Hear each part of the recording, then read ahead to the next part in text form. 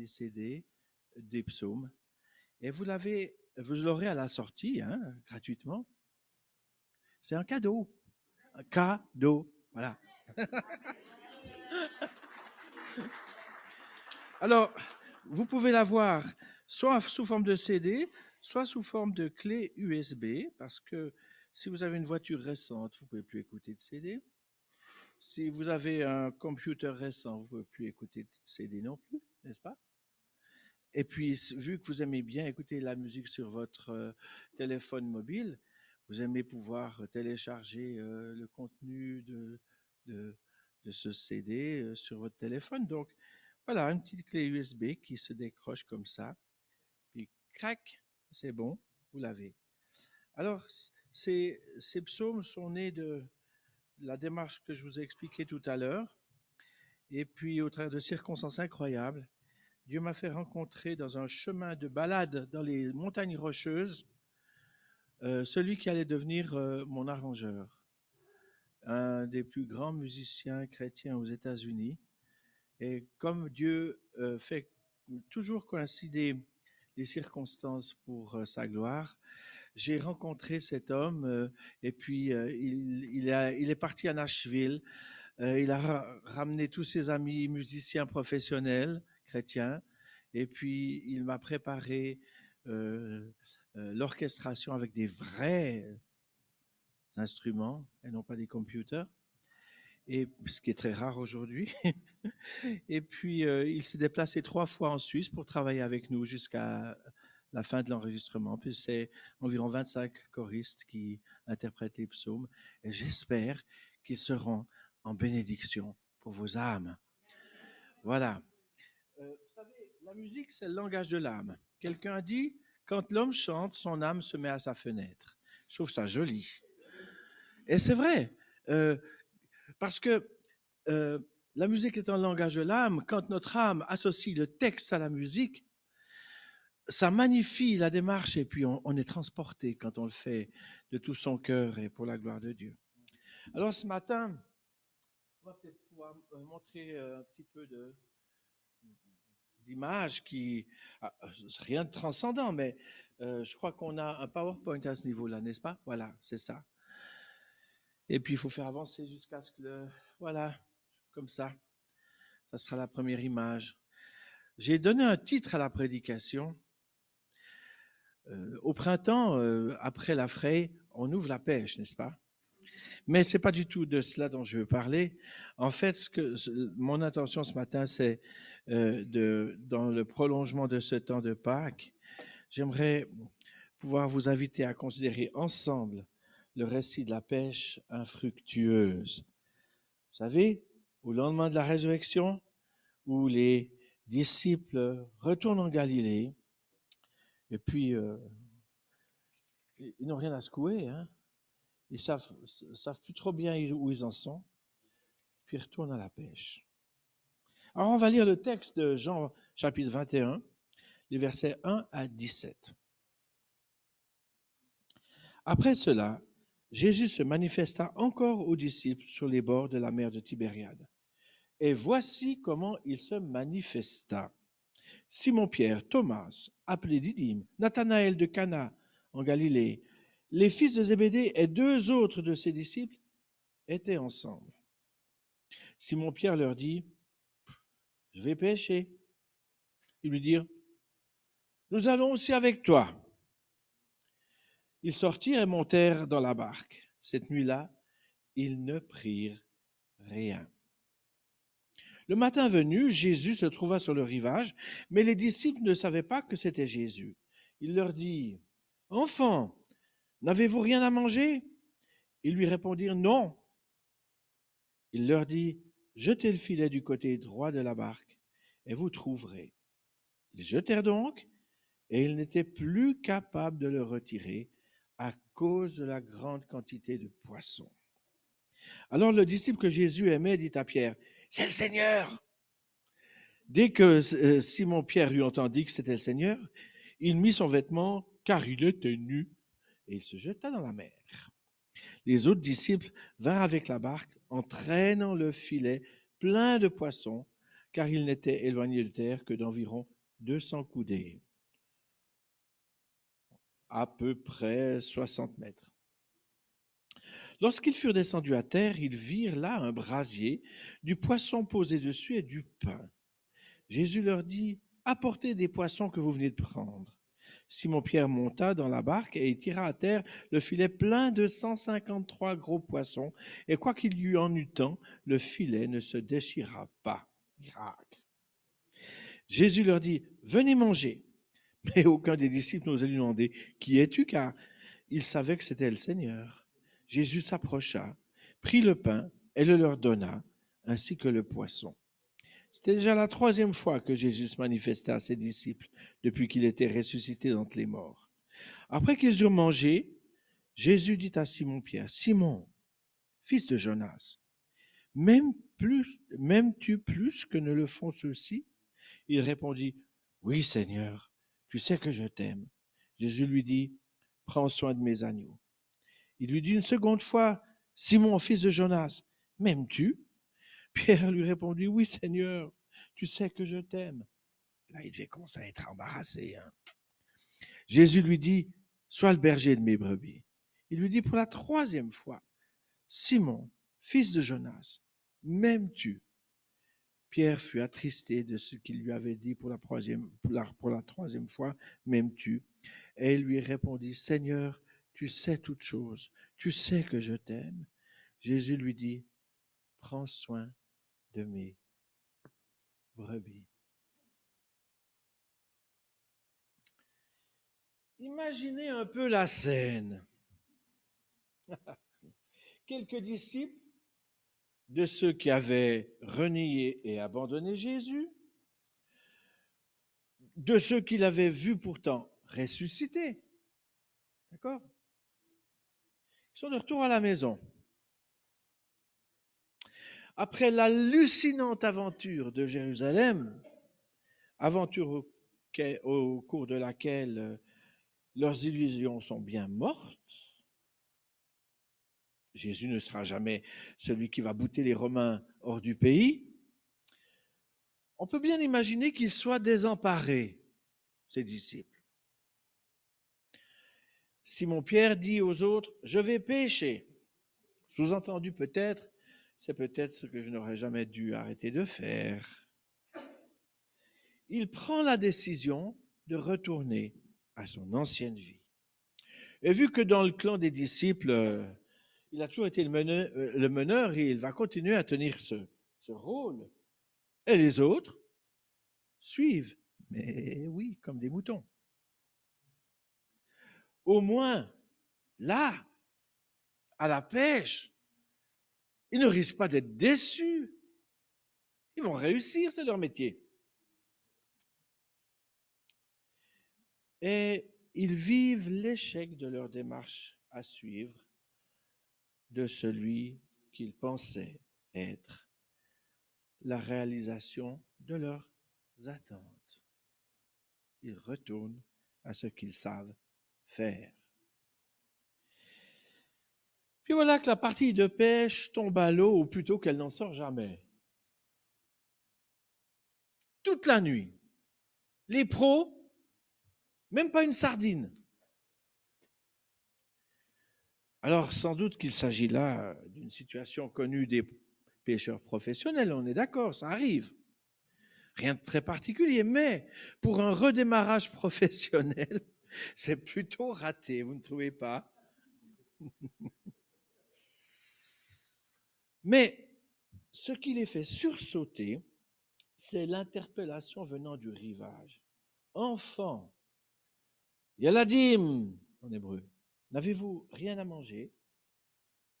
Non? Comment ça? Jetez les filets du côté droit, de l'autre côté du bateau? Et ils ont peut-être tout d'un coup comme l'impression d'avoir déjà vécu ou vu cette scène quelque part, mais où des fois ça nous arrive, hein? On est dans une situation, on a l'impression que on a déjà vécu ce truc-là. Eh bien peut-être qu'ils ont eu ce genre de doute, d'impression. Ah, ça me rappelle quelque chose là. mais c'est le résultat de la pêche miraculeuse qui va ouvrir les yeux des pêcheurs. C'est le Seigneur. Alors j'aimerais d'abord attirer votre attention sur les personnages dans le bateau. On peut changer d'image. Alors, la barque, là, c'était la reconstitution d'une ancienne barque du lac de Tibériade. Et là, c'est le lac de Tibériade. J'aimerais attirer donc votre attention sur eux, parce que ces disciples, l'équipage du bateau, nous ressemble. Vous avez à bord un échantillonnage éloquent de ceux que Jésus a choisis pour révolutionner le monde. Excusez du peu. Il y a Pierre le meneur, le crack verbal du moins, champion des grandes déclarations, mais à la tenue de route plutôt aléatoire. Tiens, il y a Nathanaël, ça vous rappelle rien? Le représentant des suffisants planqués sous le figuier de l'autosatisfaction teintée d'un jugement généraliste. Que peut-il sortir de bon là-bas? Nathanaël. Il y a Thomas, le cartésien matérialiste qui ne croit que ce qu'il voit. Il y a les deux fils de Zébédée, mais par modestie, l'auteur Jean ne se mentionne pas. Puis il y a deux autres disciples qui ne devaient pas représenter grand-chose parce qu'on ne donne même pas leur nom. Quelle équipe! Alors si j'avais été responsable RH, recruteur de personnel, ce n'est certainement pas à ce genre de collaborateur que j'aurais fait appel. Mais après tout, j'en suis drôlement soulagé. Vous savez pourquoi? Parce que ces gens nous ressemblent. Presque du copier-coller, hein? Eh bien, si Jésus a choisi de tels hommes pour accomplir son œuvre, ça me rassure quant à moi-même. Si le Seigneur a pu faire des choses aussi splendides avec de tels gaillards, il y a quelque espoir pour moi et pour chacun d'entre nous ce matin. On continue? On va encore regarder ces disciples. Ils vivent une situation intérieure difficile. Il faut se mettre à leur place. Ils venaient d'être secoués par tant d'événements émotionnellement chargés. Leurs attentes étaient complètement bouleversées. Rien ne s'était passé comme ils l'avaient imaginé. Et puis là, ils sont au bout d'une nuit d'échecs. Eh bien, ils avaient vu pourtant Jésus ressuscité. Mais cette rencontre n'avait pas provoqué le déclic en vue d'une transformation fondamentale. Et il faudra la descente du Saint-Esprit lors de la Pentecôte pour provoquer ce changement complet des disciples. Leur décision de retourner au lac pour y pêcher est une réaction de déception, une sorte de résignation désabusée, propre à ceux que les circonstances négatives ont découragé ou échaudé, ceux dont l'élan est brisé.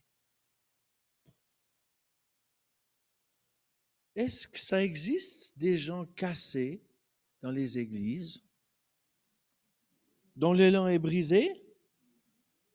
Vraiment? C'est vrai.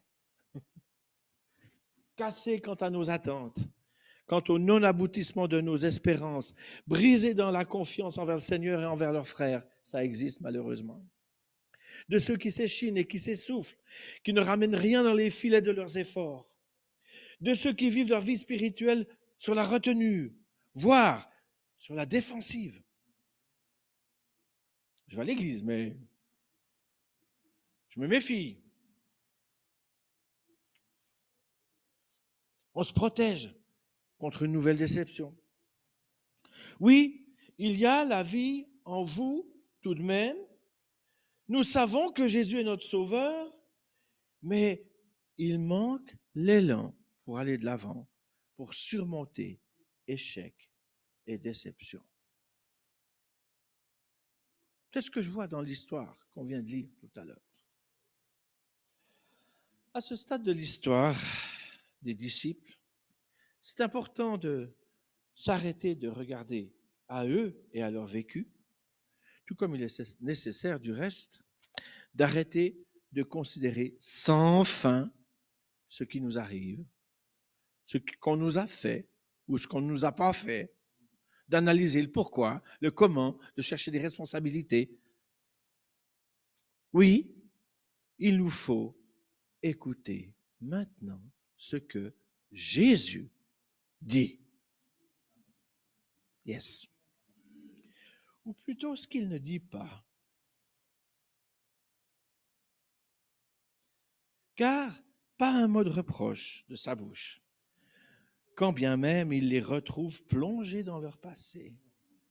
Il aurait pu dire, bon Pierre, à nous deux maintenant. T'es pas fier, hein? Te rends compte? Tu avais dit que tu seras avec moi jusqu'à la mort. T'as vu ça comme t'as détalé comme un lapin? T'as menti? Et puis alors tes copains, hein, c'est pas mieux, hein? À peine ils ont vu une armée arriver qu'ils étaient déjà cachés dans les oliviers, eux, hein? Rien de tout ça. Pas de remarques, ni de demande d'explication. C'est génial ça. Ça, c'est tout Jésus, ça. Oh là là. Ce qu'il dit est lourd de sens. Enfants, n'avez-vous rien à manger? Mes enfants, eux qui avaient été l'exemple navrant de ce qu'un disciple n'aurait pas dû être. Traître, incrédule, suffisant, poltron. Enfants, parole d'accueil, parole de guérison, parole de pardon. Touche de sollicitude en plus. Vous n'avez rien à manger, mais vous avez faim, mes enfants.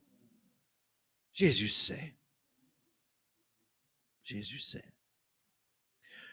Jetez le filet du côté droit. Est-ce que vous ne trouvez pas curieux que Jésus répète le même scénario que lors de l'enrôlement des premiers disciples, 3 ans auparavant? On parlait de copier-coller, ben là, c'est un remake, comme on dit là-bas, de l'autre côté de l'océan. Et pour moi, c'est profondément significatif. Non, ils ne sont pas disqualifiés. Non, ils ne sont pas rejetés. Jésus ne les a pas déclarés inaptes au service et puis sauvés par juste grâce, par les cheveux de la nuque. Mieux, Jésus ne leur tient pas rigueur des échecs. Leur manque de foi a été flagrant. Leur infidélité a été réelle. Cependant, comme pour la femme adultère, par exemple, comme pour Zachée, décrié par tous, comme pour la Samaritaine, Jésus refuse à condamner. Il offre sa grâce. On peut changer d'image. Ah non, c'était bon là. Oui? Bien? Oui, c'est bon. Oui, c'est la bonne image. Ça, c'est la vallée des pigeons, là. Rien à voir avec être un pigeon de l'histoire. Hein?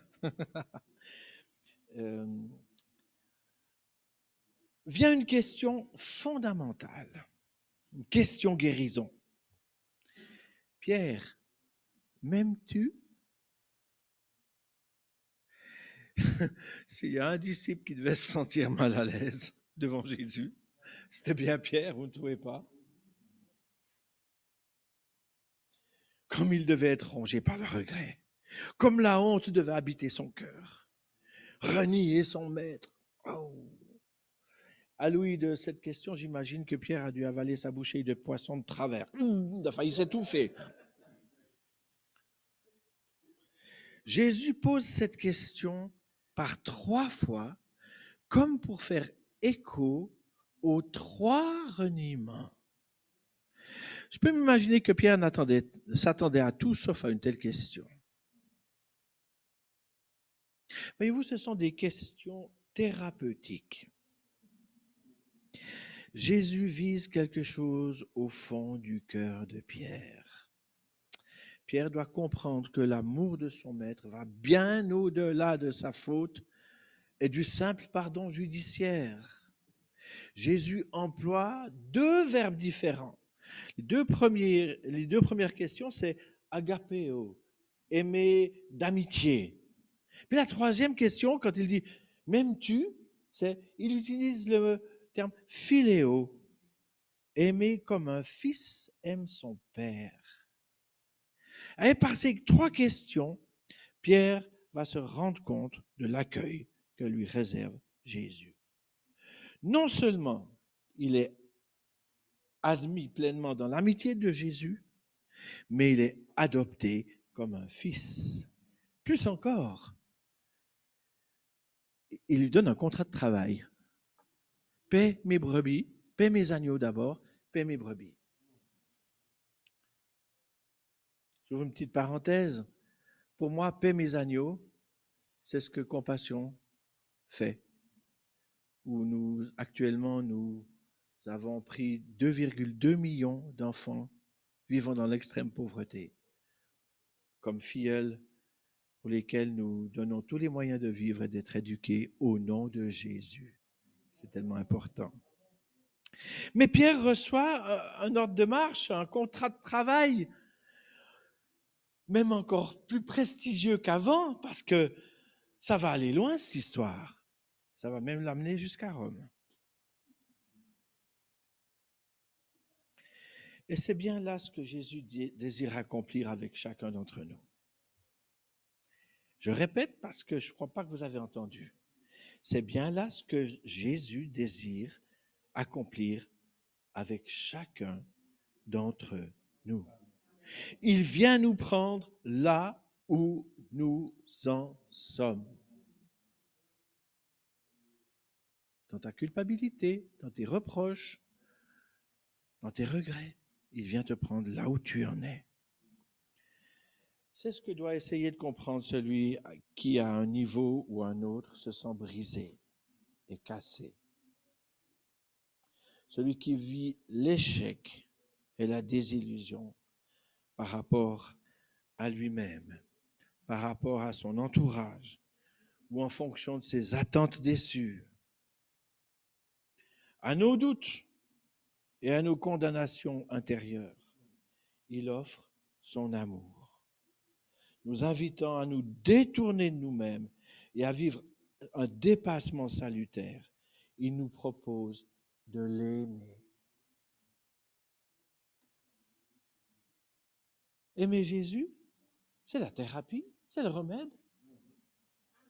Parce que quand on aime Jésus, toutes les autres choses deviennent secondaires. Comment peut-on aimer Jésus puis détester son frère ou avoir un conflit avec lui? C'est pas possible. Alors, la thérapie qui nous est proposée dans tout ce qui nous afflige ou qui impacte nos cœurs, c'est d'être en relation avec Jésus. Regardez le menu qui est préparé sur le rivage. Du poisson et du pain. Et pour moi, c'est significatif. Jésus a dit, je suis le pain de vie. C'est-à-dire, je suis la vie. Puis le poisson, ça va donner en grec, Jésus, fils de Dieu sauveur, iktus, qui donne le mot poisson en grec. C'est pour ça que, à la main droite, sur l'annulaire, je porte une bague avec un poisson. Voilà. Parce que c'est Jésus, notre vie. C'est lui la solution. Il nous offre son amour. Car Jésus sait que c'est dans une relation de cœur avec lui que se trouve la guérison dont nos cœurs ont si souvent besoin. Jésus dira, je suis venu non pour juger le monde, mais pour sauver le monde. Amen. On va mettre encore une image. Alors, on est prêt à monter dans la barque avec Jésus? C'est aussi une barque qui est actuellement sur le lac de Tibériade. Jésus, nous saisissant donc là où nous en sommes, nous fait confiance à nouveau et il nous donne de repartir. Mais sur d'autres bases, c'est évident. Il veut nous inviter à une relation plus profonde avec lui. Pierre puisait dans ses ressources, dans son énergie, dans ses passions, dans sa propre force. Maintenant, il apprendra à puiser ses élans dans la relation avec l'amour de Jésus, dont il a pu mesurer la grandeur et la profondeur. Et dans cette commune union, il recevra l'Esprit Saint qui va le rendre capable d'accomplir l'œuvre à laquelle le Seigneur l'appelait et qui lui était réservée. Alors ce matin, bonne nouvelle, c'est la possibilité qui nous est offerte à chacun. Car le Seigneur ne met pas dehors celui qui vient à lui.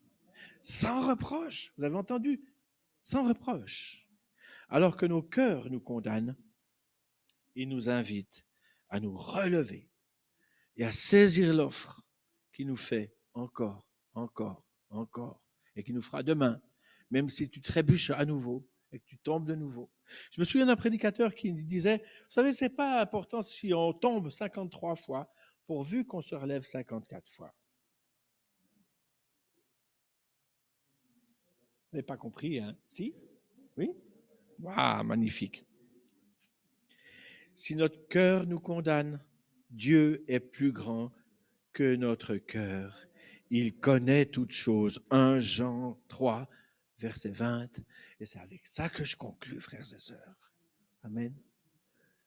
Je vous propose de prier. On va parler à Jésus.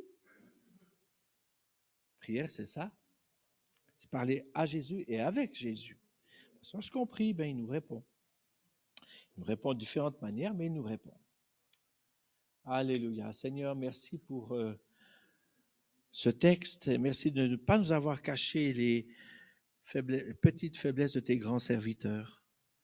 Merci parce que tu connais nos vies, nos cœurs. Tu sais exactement où nous en sommes, pourquoi nous en sommes, où nous en sommes. Et peut-être nous sommes responsables en partie de ce que nous sommes devenus et que nous nous culpabilisons d'être ainsi. Mais tu es plus grand que notre cœur parce que tu nous offres ton accueil, ton pardon inconditionnel. Ce matin, tu veux relever le courbé.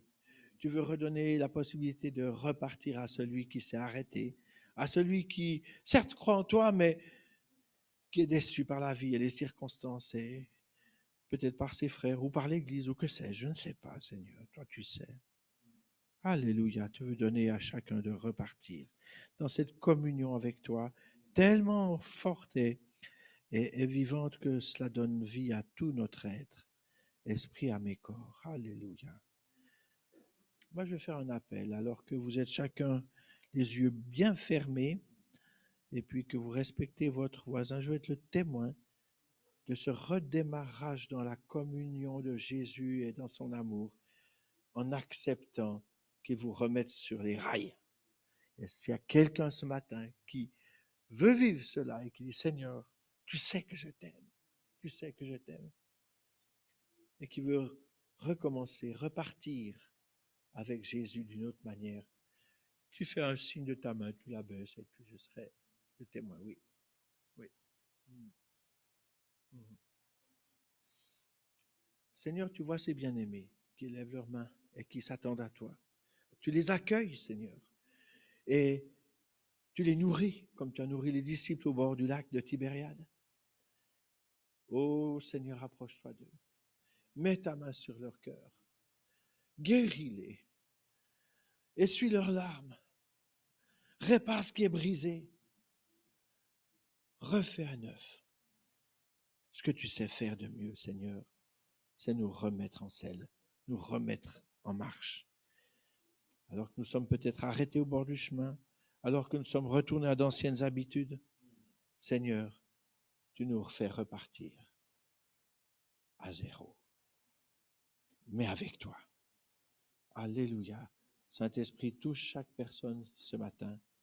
Remplis-les de ta présence, de ton amour, de ta grâce. Pour ta seule gloire, Seigneur. Amen. Amen.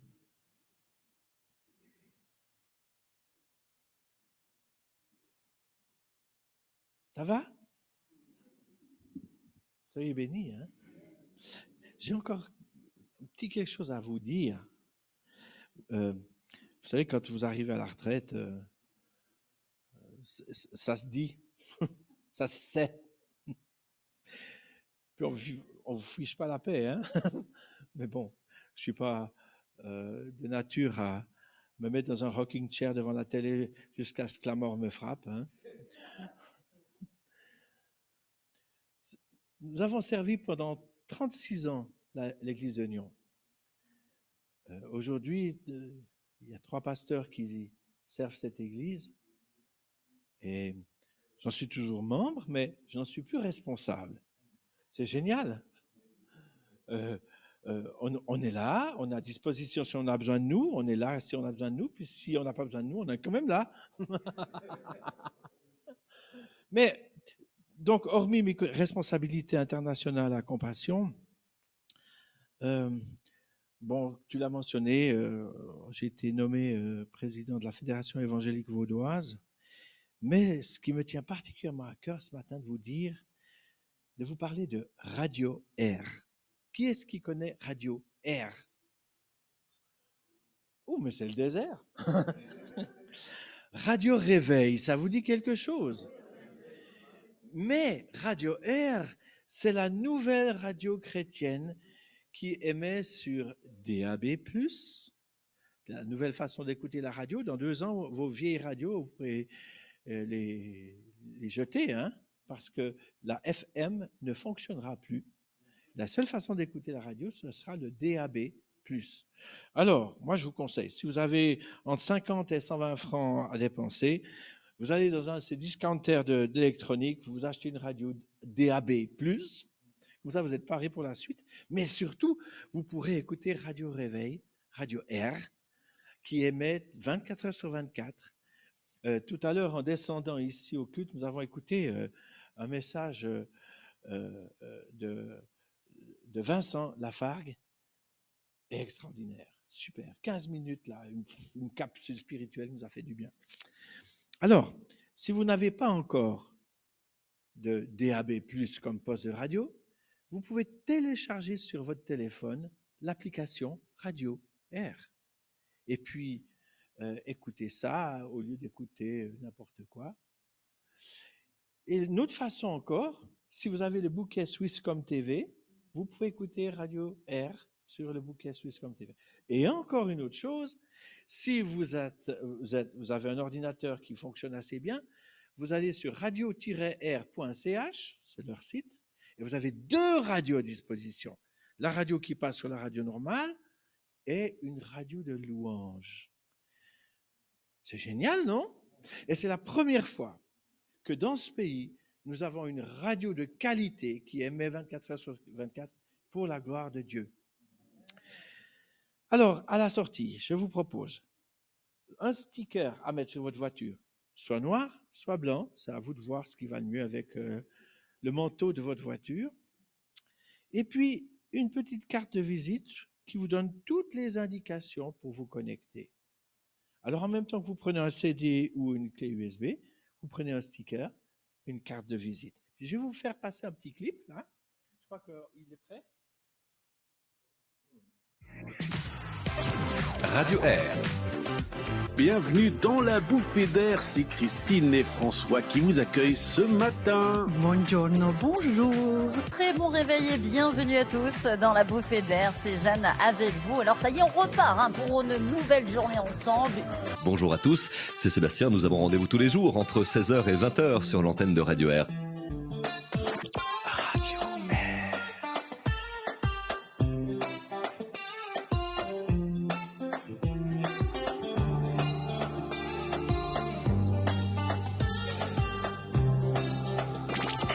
Radio Air. Voilà, court mais bon. C'est vraiment pro ce qui est fait. C'est pas du tout gnangnan, c'est pas du tout bon Dieu-art. C'est actuel, c'est moderne et c'est entraînant et ça fait du bien. C'est clair qu'une radio comme ça doit se financer. Chacun dans ce pays doit payer une concession pour pouvoir écouter la radio et voir la TV.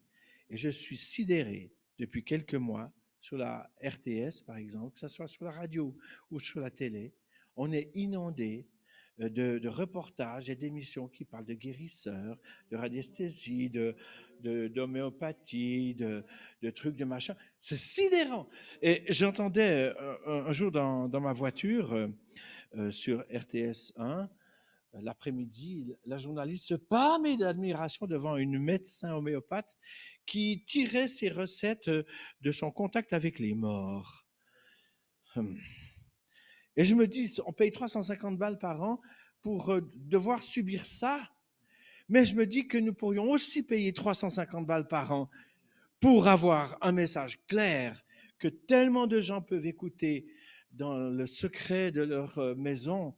Il y a beaucoup d'auditeurs qui ne sont pas du tout engagés, pas encore, mais qui, parce que personne ne les regarde ou ne les entend, écoutent en douce. Et nous avons engagé quelqu'un avec à 20% pour s'occuper de la relation d'aide des auditeurs. Pourquoi? Parce que nous recevons des quantités de messages demandant de l'aide, demandant la prière ou sollicitant un conseil, etc. Ah, mais on dépense des centaines de milliers de francs pour l'évangélisation au monde, mais il serait temps qu'on commence à évangéliser notre pays de cette façon. Alors, je vous lance un défi, frères et sœurs. Si vous avez 350 francs de trop ou assez pour financer Radio Air.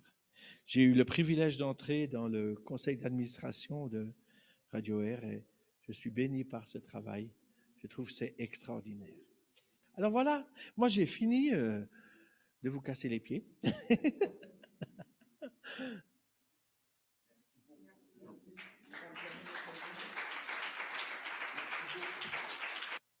Merci, merci, merci, merci, merci.